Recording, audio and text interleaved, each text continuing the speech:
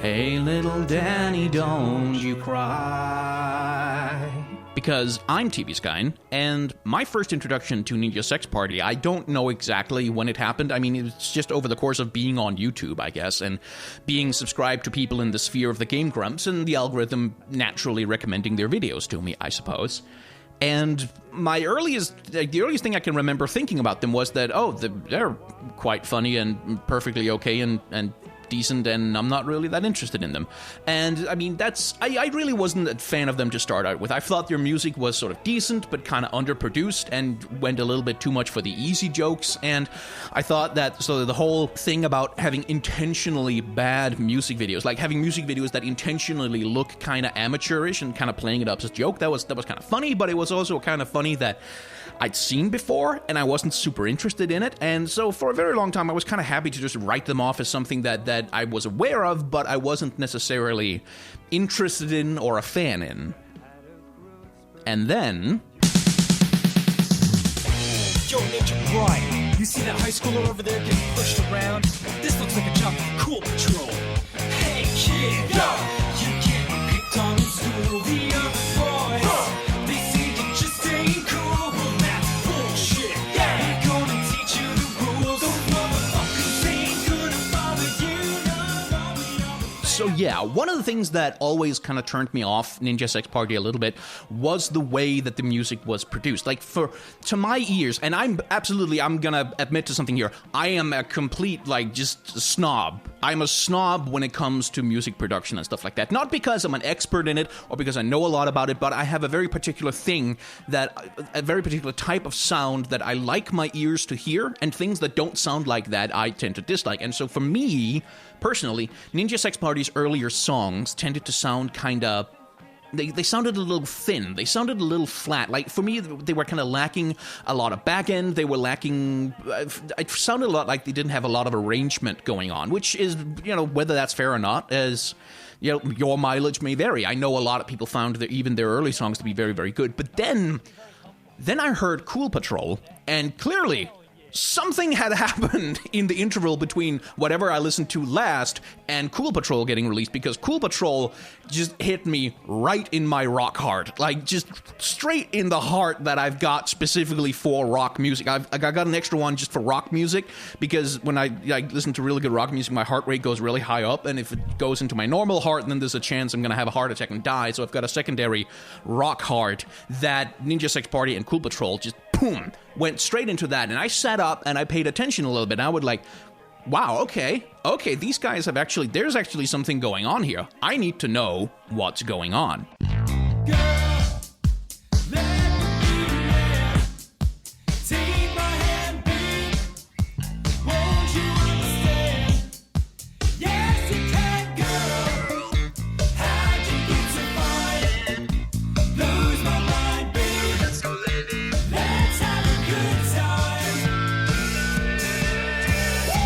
What was going on, as it turns out, was another band called Tupperware Remix Party, with whom they had joined up for Tupperware Remix Party, or TWRP, to act as Ninja Sex Party's backing band and their partners in the studio, and oh my, it shows, because TWRP can play. Holy crap, they can play. And I found out that apparently they've done an entire album of covers of fantastic songs from ages past, appealing to my other nostalgic heart, which is a third heart that I've got specifically for nostalgia, in case, my normal heart gets so overwhelmed with kind of the pleasant lethargy of sinking into nostalgic hazes that it completely stops and I die. So I've got a tertiary heart specifically for nostalgic things. So, now we have this group of musicians who are appealing to 2 out of my 3 possible hearts, and my remaining normal human heart that wasn't cybernetically enhanced is starting to ask some questions. Like, for instance, okay, we have these outlandish, weird characters with their weird affectations and their weird costumes. What's the deal with that? Because one of the driving aesthetics of Ninja Sex Party, one of the jokes, one of the premises underlying the whole group is that they are kind of shoddy and ridiculous. And that's not a criticism at all. Like, we have Danny Sexbang, who's sort of supposed to be this self-identified sex god, sex idol, but he runs around in what is clearly sort of a rather unflattering spandex, wearing underpants on the outside of his trousers, and with this weird cape thing going on that hasn't been trendy since the 1970s, and even back then was only trendy for a total of like 0.45 seconds. And this is the same sort of comedy that tends to underpin the work of groups like, for instance, The Lonely Island or Flight of the Conchords, is to take comedy in extremely lofty aspirations and extremely inflated self-regard, counteracted by a decidedly mediocre reality. But here's the thing, even if the character designs are intentionally kind of shoddy and weird and badly put together, even if the idea is to be self-parody, that is still character design. And there's still something interesting going on there that we can talk about. So starting with Danny Sexbang himself, something interesting about the history of superhero costumes. The reason that superhero costumes tend to have capes on and underpants on the outside of the pants are actually, these are not comic book inventions. Now, strongmen and athletes back in, ye good oldie days of carnivals and stuff, they would wear that period's version of a spandex, but because, the technology of synthetic fabrics and materials wasn't really well developed back then, when you're doing athletic things and feats of strength and stuff like that, there would always be the risk, the terrible risk of tearing, especially in the crotch and groinal area, which is where, a lot of the stretching happens. And so, in order to avoid accidentally flashing the audience, strongmen and athletes, like the people who perform great feats of masculine strength, would wear an extra pair of underpants or an extra pair of little tights on the outside of their spandex costumes. And that sort of became a visual signifier, an identifying feature of the costumes of strongmen and athletes and acrobats, that when the time came in the late 1930s to start designing the first superheroes, and indeed the most influential superhero of all time, putting the underpants on the outside of the costume became a visual shorthand for this person performs feats of strength, like leaping over a giant building in a single bound, running faster than a speeding bullet, that kind of thing. Superman, his aesthetic was, at least in part, born from that thing. And that's why we carry that over into the present, this idea that superhero costumes will have the underpants on the outside. And capes, for their part, have kind of a similar history. Capes were popular as a visual flair, a little extra glam going on, especially with wrestlers and sort of professional show fighters, that when they entered the ring, when they were getting ready for a match, boxers, show fighters, wrestlers, all kinds of people would wear capes emblazoned with special symbols or like with some kind of special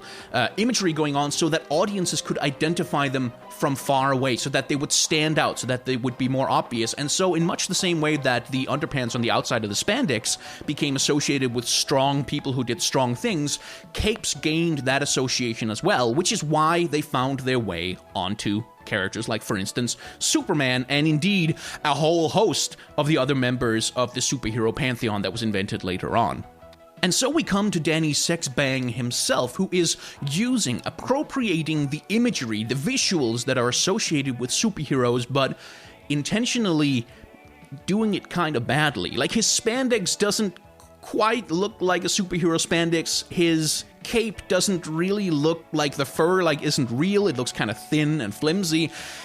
And so, without meaning any offense to Mr. Dan Avidan, does Danny himself. He's not an unattractive man, but he certainly doesn't have the kind of absurdly chiseled, sort of hyper-masculine physique that is associated with, classical superhero imagery. And that contradiction kind of lies at the heart of the comedy, because Danny's character, at least as far as I can make it out, is a character who's constantly trying to be bigger than he really is, who's constantly trying to be more, masculine, sort of more virile than he really is, and being undercut by the reality that refuses to live up to his self-image and to his grand fantasies about himself. That's certainly at the core of a song like Orgy for One, which makes an extended joke out of how he invited a bunch of girls to an orgy, but absolutely, literally, nobody actually wanted to attend it, and made up all kinds of ridiculous excuses along the way. The comedy happens in that contradiction between Danny's expectation that he can get 50 girls to show up for an orgy, and the fact that it's not actually a thing that's going to happen, and he's going to be spending the night alone with his own right hand and also Ninja Brian. And yes, you can sell that joke just by the text of the joke alone. Like, you can sell that joke just on the lyrics, but the joke becomes so much more effective. It becomes so much more interesting and hilarious if the person who's telling it has physically committed to the act, to the fantasy, to the idea that they're setting up. If they're committing truly to their own premise, if they are wearing the costume that fits the ridiculous character that they're inventing for themselves in the song. This is why Danny Sexbang's costume is, yes, it's kind of a shoddy, silly parody of sort of superhero imagery and wrestling imagery, but it is a parody that happens in service of the character who acts as a foundation for a lot of the jokes. And I'm not sitting here saying that Ninja Sex Party were the first people to figure that one out. No, that's a comedy staple, but they executed really, really well. And I think that's actually something interesting going on specifically with Danny's character. Because in songs like the most recently released single, from which I sung a single line at the start of the video, Danny Don't You Know, is a heartfelt love letter to the younger version of himself, sitting in school being mocked by bullies, imagining a greater and more glorious future for himself. A future where he gets to be the superhero, the rock star, up on stage in front of everybody. All the girls want him. And through the video, we do see that fantasy does come true, as indeed it has in real life, where Ninja Sex Party has become actual, genuine, real-life rock stars. But at the same time, it's also tinged with this knowledge that Danny has that, yeah, he got there, but he didn't get there quite the way he thought he would. He didn't become the chiseled, masculine, perfect superhero, hyper-virile, hyper-masculine thing that maybe somewhere deep down he thought he was supposed to turn into. He got there by other ways. He got there by being fundamentally a very emotional person, as demonstrated with the refrain that happens in the middle of the song, D-A-N-N-Y, he's not afraid to cry, he cries and cries and cries and cries and cries and cries, which is prompted by Ninja Brian, but it's also something that, at least my sense of the character that's being projected here, is that he's kind of someone who owns that more vulnerable masculinity, that softness, that nerdy, not really quite masculine and doesn't actually want to be feeling. That is something that, certainly for me in my life, and also for a lot of the kids I knew who I had as friends, and the nerds who I know who have grown up, has become the actual reality of what it means to be a grown adult man. You're never gonna be that chiseled superhero. You're never actually going to turn into that weird, unachievable 1950s, 1980s inspired, hypermasculine, virile, jockish ideal. That's never gonna be your reality, but that's also okay. That's fine. You're still a rock star. You still kick ass. You still can get to be up on stage and be idolized. You can still be a superhero. Even if it's not the same kind of superhero who you thought you were supposed to turn into when you grew up. Even if it's not that weird ideal that was foisted on you by the people who were assholes to you, telling you to grow up and, man up and be a man and don't cry, don't have feelings, don't enjoy video games, don't want to read books, you should want to play football and eat steaks and drive trucks with footballs attached on the side that are made out of steaks. And whatever else you may think of Ninja Sex Party or their music or their persona or the jokes that they make or the puerile sex humor that they tend to indulge in, that's, to me at least, that's kind of an appealing emotional underpinning to find hidden within the concept of such a decidedly low-budget weirdo character design. Danny, don't you know? Danny, don't you know?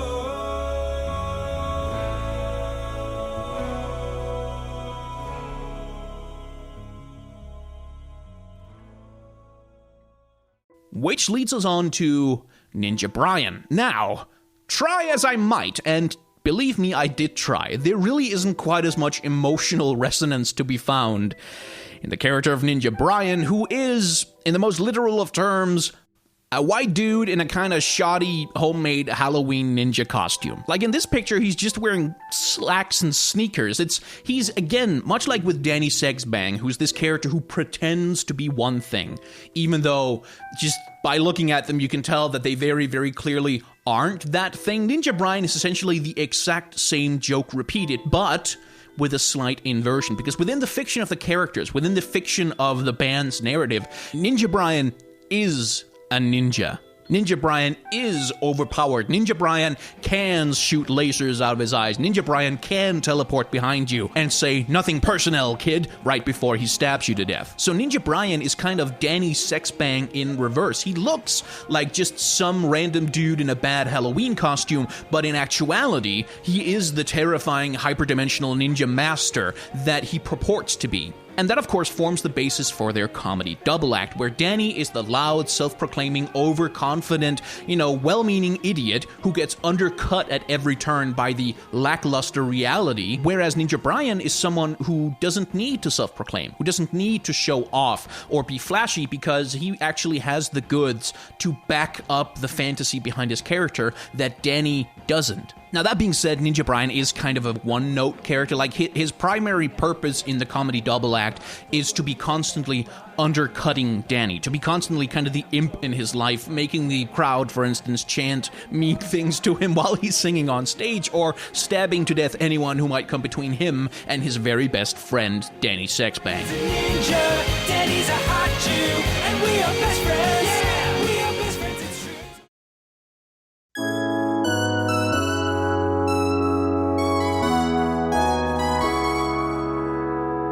Which moves us on finally to TWRP, Tupperware Remix Party. Now, where Ninja Sex Party was kind of, we pretend to be these grand superheroes, but our costumes are clearly kind of shoddy and low budget, haha, isn't that funny? TWRP go in the opposite direction because all of their costumes look fucking awesome. Now, they are inspired by a lot of the same 80s aesthetic that underlies a lot of what's going on with Ninja Sex Party, but where Ninja Sex Party draw from superheroes and ninja mythology of the kung fu craze and stuff like that, TWRP draw much more heavily from the Saturday morning cartoon aesthetic, specifically the branded Saturday morning cartoon aesthetic. Now, without going too much into the history, because I'm not an expert on it, back in the 1980s, the Reagan administration removed a bunch of regulations that had previously made it illegal to use TV shows to market to children. Like, it was illegal to have a show like Transformers that pretty much exists as just an extended toy commercial for a line of robot Transformer toys. Now, this obviously had a number of consequences for the state of children's television, not the least of which that shows like Transformers even began to exist, but a lot of the toy craze of the 1980s was actually driven by something else, specifically Star Wars. Because one of the things that made the merchandising strategy of Star Wars so successful was that the toy company behind it started successfully pitching to the children who played with the toys that you should buy the whole set of characters. Like, it used to be that you would sell one doll to a kid, and they would use those dolls in kind of an Andy from Toy Story-like style where, oh yeah, I've got my cowboy doll and my spaceman doll, and they all play together with my Mr. Potato Head and my dinosaur and blah, blah, blah. That was kind of the type of play that was expected of kids. But with the advent of Star Wars, we get this idea of selling a whole line, a whole franchise of characters as a group so that kids can reenact their favorite scene from the movie. So you get Luke, and you get Luke as a Jedi, and you get Han, and you get Han after he's put in the carbonite, and you get Han after he's out of the carbonite, and you get Lando, and you get Leia, and you get Darth Vader and Boba Fett, and you get all of the characters all together so that you can play with the Star Wars toy set. And that was phenomenally, I don't know what I just said there, phenomenally economically successful, and inspired a lot of other toy companies to try and do the same thing, not the least of whom were Hasbro, who announced their line of toys, the Transformers, based on toys that they were essentially importing from Japan. Japan had already had transforming robot toys for a while, and Hasbro wanted to bring them over, and so they pretty much just told a bunch of jobbing sci-fi and comic book writers to make up a kind of mythology that would fit a whole bunch of different toys, so we can sort them into different factions, just like with Luke and the Rebellion versus the Empire. We want two factions of heroes and villains that we can sort them into, and then we can have kids have to buy all of them in order to play with them together. Just get on there and do that. And that's essentially where the whole Transformers mythos comes from. The success of stuff like Transformers and Star Wars led to a massive boom in branded toy lines. You might remember it from stuff like, Teenage Mutant Ninja Turtles, Street Sharks, the Rock Lords, all those weird branded toy lines that came with cartoon commercials implying some kind of grander cinematic universe underpinning the mythology of these toys that you could get to experience if you could gather all the toys together and get the heroes and the villains and all their sidekicks and stuff. And that kind of aesthetic was driven by, much like how Hasbro had just kind of imported toys from overseas and told some people to invent a mythology that could go along with it, that was pretty much exactly the same thing that underpinned a whole heck of a lot of the weird knockoff toy lines that toy companies attempted to market to children in those days, oftentimes with a crappy tie-in cartoon to try and get to kids during that attractive Saturday morning cartoon slot. So what you got in the 1980s was a bunch of toy lines put together from pretty much whatever toy molds, whatever toy concepts that companies could import from overseas and put together in some attractive way around which they could create a storyline that could get kids interested in playing with them. And in order to keep the production cost low, they also tended to reuse a lot of molds, to reuse a lot of designs from, line to line. So you got these toy figures that were aesthetically completely incoherent with each other. You take a look at something like the Thundercats from back then and just notice how much they don't look anything at all like cats. And what the hell is Snarf supposed to be? Why is he even there? It makes no visible sense whatsoever. And part of the reason for that was that the character designs weren't really informed by a creative process that was intended to create some, compelling and original character design. But we have a whole bunch of toys that were kind of imported and we can put different colors on them, but we can't really change the shape that much. Just do whatever you can with them. And writers and designers and creators just kind of had to scramble to come up with whatever would fit. And that led to this fantastic mishmash of just over-the-top, weird, outlandish character designs that came to define the 80s and 90s toy-driven marketing cartoon boom. Anyway, TWRP are a group of characters who don't look at all like they belong in a group together. They come from completely weird, disparate design aesthetics. We have the bassist who's a lion dude, because he's a lion dude. We have the dude on the guitar who looks like he was a reject from some 80s new wave band, maybe a former member of Devo who got rejected. Then we have the guitarist who looks like nothing so much as like a weird cosplay of Ant-Man, and then we have the drummer who looks like some kind of weird scrapyard robot thing. On the face of it, there really shouldn't be any way that they have a unifying aesthetic, a unifying look that pulls them together and creates a group dynamic, except for those 1980s toy cartoons, except for that particular brand of aesthetic. All its bright primary colors, over-the-top animal designs, ridiculously widely, disparately influenced design aesthetics, all of that coming together into something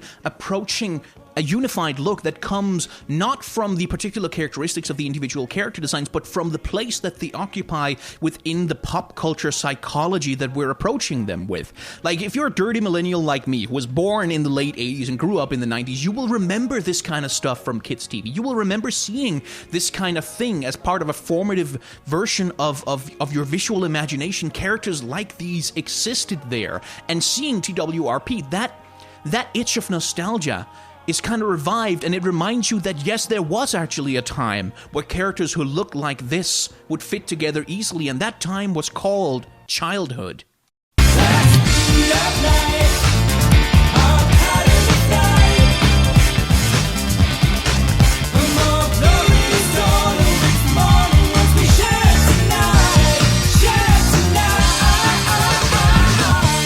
Let's be clear, TWRP's aesthetic, and indeed the aesthetic of the 1980s toy boom, wouldn't fly today. Not if you tried to pitch it to a publisher like Marvel or DC as an original franchise that took itself seriously. You would never get away with that. The only way characters like these could exist in our modern world is if they were pitched as self-parody, if they were pitched as some kind of post-ironic hipster, we're gonna seriously pretend like we actually think 1980s design aesthetics are cool and we're gonna take them seriously. Isn't that funny? An ironic, detached, cynical, distant, cold approach to the appeal of 1980s toy cartoons, perhaps partly informed by the later in life realization that the Transformers cartoons that you loved when you were a child were actually just a commercial trying to sell you something. That particular brand of millennial cynicism that doesn't really allow us to take anything seriously unless we can also at the same time roll our eyes a little bit and let everybody know that we don't really buy into it. We're not really into it. We're just doing it